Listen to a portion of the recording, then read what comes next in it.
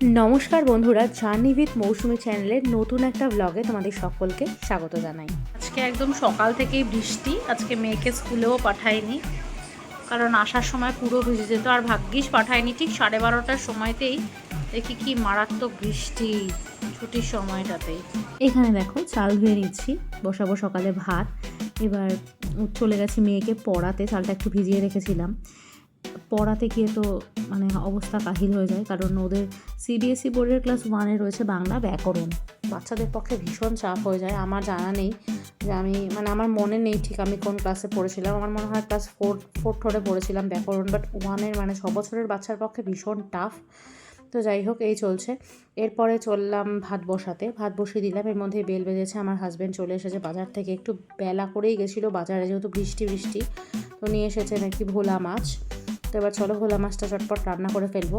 এখানে মাছ ধুয়ে পরিষ্কার করে নুন হলুদ মাখিয়ে নিয়েছি, এবার নেব ভেজে। আর এই সামুদ্রিক মাছগুলো না একটু সর্ষে বাটাটা না দিয়ে করলে ঠিক ভালো লাগে না। তো মাছ টাছ ভাজা হয়ে গেছে, এদিকে সর্ষে বাটাও রেডি করে ফেলেছিলাম। এবার কড়াইতে পেঁয়াজ দিয়ে ভালো করে কষিয়ে, আর আগে জল দিয়ে দিয়েছি, তারপরে ঠিক নামানোর আগে সর্ষে বাটা দিয়ে মাছগুলো দিয়ে তারপরে রেডি আমার ভোলা মাছের ঝাল। এরপর খাবার বেড়ে নিয়েছি, স্নান টান তো আগেই হয়ে গেছিলো। তো যাই হোক, এবার চলো তোমাদেরকে দেখাই। আজ যেহেতু আমার মেয়ে স্কুলে যায়নি, সেজন্য দুপুরবেলা খুব মন দিয়ে খেলছে। তো এটা হচ্ছে মামার কিচেন সেট, তাই তো?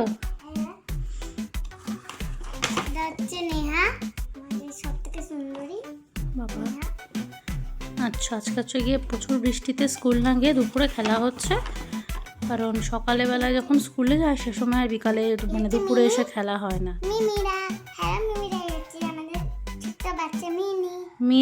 মিনি নেহা আর নীরা। ওয়াও,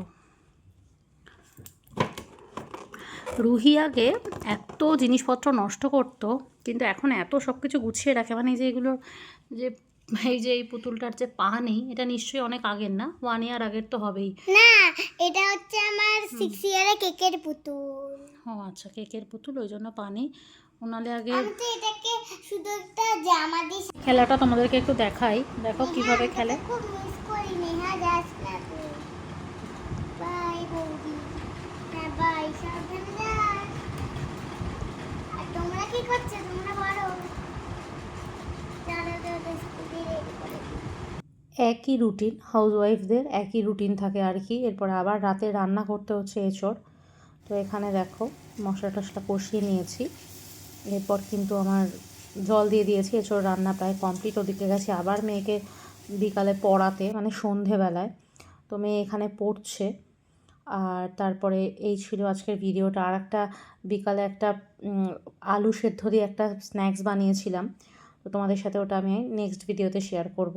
সবাই ভালো থেকো, সুস্থ থেকো। আজকের ভিডিওটা এইটুকুনি।